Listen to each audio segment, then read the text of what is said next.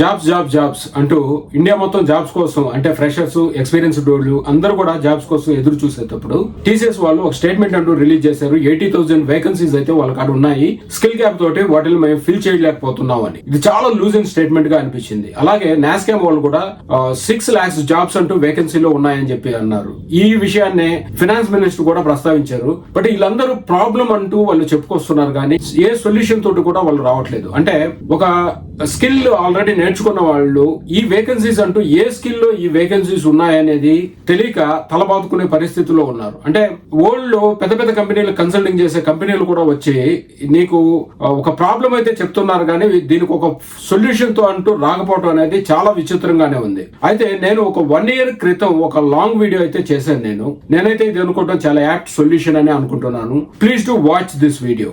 And మీరు కనుక startup knowledge మీద ఇంట్రెస్ట్ ఉంటేనే మీరు సబ్స్క్రైబ్ చేసుకోండి.